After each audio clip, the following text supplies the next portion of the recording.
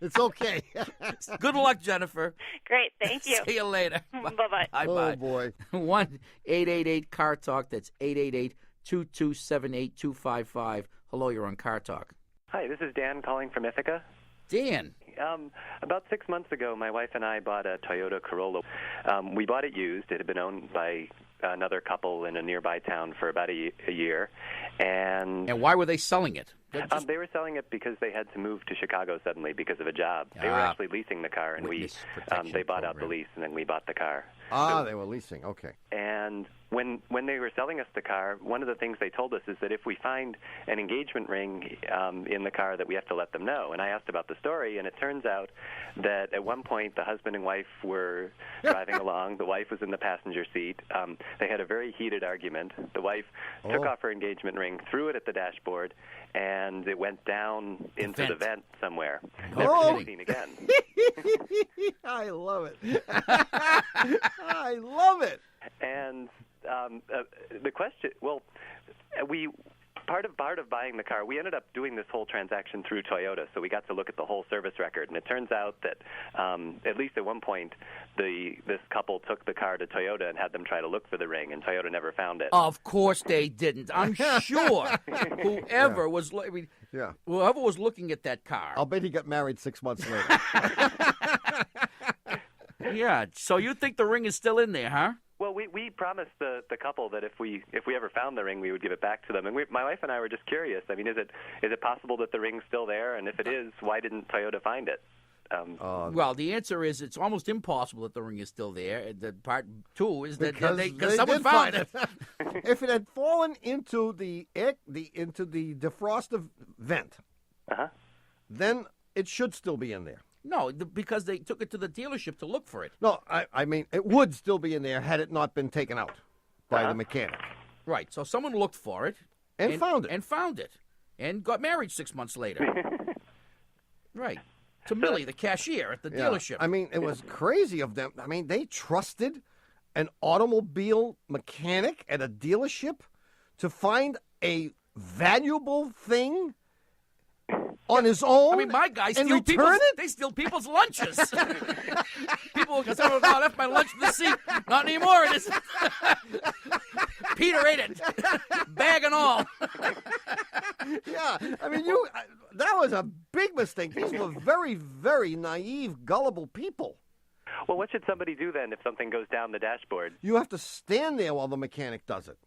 You have to. You got to stand right next to him. You got to wed yourself to that man. Because our old Honda has little protective plastic pieces that would keep anything like that from happening. But this new Toyota seems... Yeah. It's like asking an automobile mechanic to clean your sofa. There must be $100 in my sofa. You think I'd ever see it? No, there isn't $100 in your sofa. I was at your house the other day. Alex and I split it. There you go. Yeah, we only got $12 a piece. Yeah. No, I'm afraid that the ring is gone. However, it would be a nice Saturday afternoon project. I mean, spring will be coming to Ithaca in the next 6 months or so. Yeah. And it would be nice to, in fact, get under there yourself and start removing the ductwork for the heater.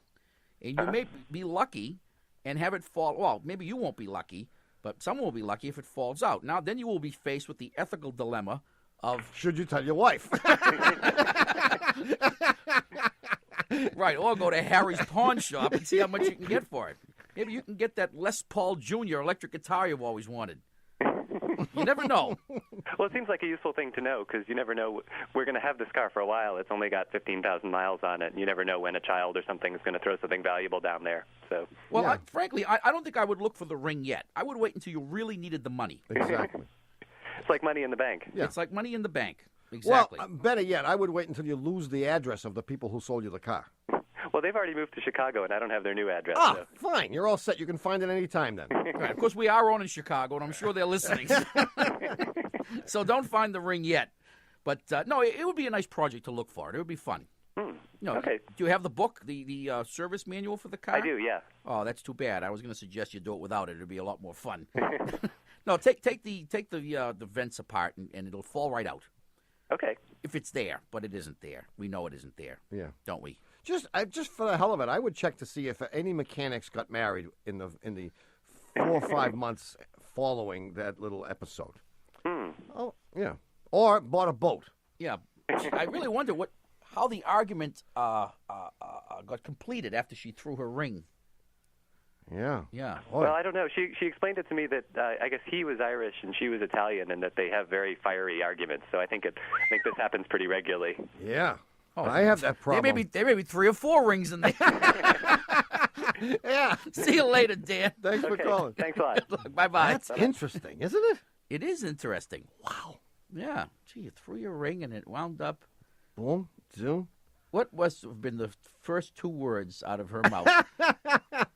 Well, it's happened again. You've blown off another perfectly good hour listening to Car Talk.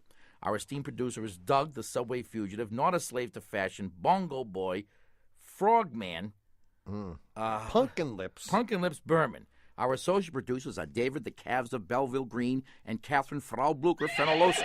Our web lackey is Doug, the Old Gray Mare, assisted by Connie Britchford. Our engineer is John Cartman Perotti. Our theme music is by David Dog Grisman. And our technical, spiritual, and menu advisor, just back from the Fort Knox, Ham Hocks, Beef Stocks, Pop Rocks, and Nova Scotia Locks, Dueling Walks Lunchbox is John Bugsy Lawler. Our public opinion pollster is Paul Murky of Murky Research, assisted by statistician Margin Overa. Our customer care representative is Haywood Jabuzoff. Our personal makeup artist is Bud Tugley. The pre-recorded portions of today's show were selected by staff librarian Albin Heard Before. Our public relations consultant is Lila Kadog. Our appointment secretary is Les Dulunch. And our solicitor of new ideas is Obi Quiet. Our staff auditor is Euripides Euripides.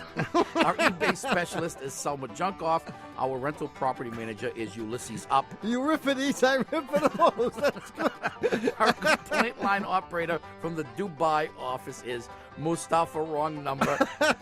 Our Russian chauffeur is Peikoff and Dropoff, and our seat cushion tester is Mike Easter. Our chief counsel from the law firm of Dewey, Cheatham & Howe is Hugh Lewis Dewey, known to the slush-encrusted exchange students in Harvard Square as Huey Louie Dewey. Thanks so much for listening. We're Click and Clack, the Tappert Brothers, and don't drive like my brother. And don't drive like my brother. We'll be back next week. Bye-bye.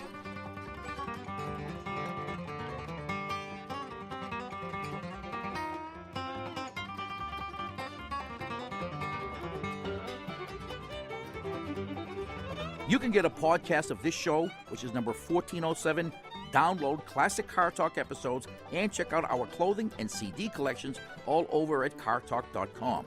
Also this week at cartalk.com, let's say you're someone who just can't get enough Car Talk.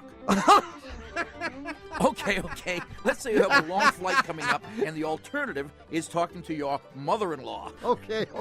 Well, you can now get Car Talk on Google Play and Amazon in addition to iTunes. Check out staff favorites, search the archives, or play Angry Birds instead. See if we care. Find links to all of our previous shows over at cartalk.com.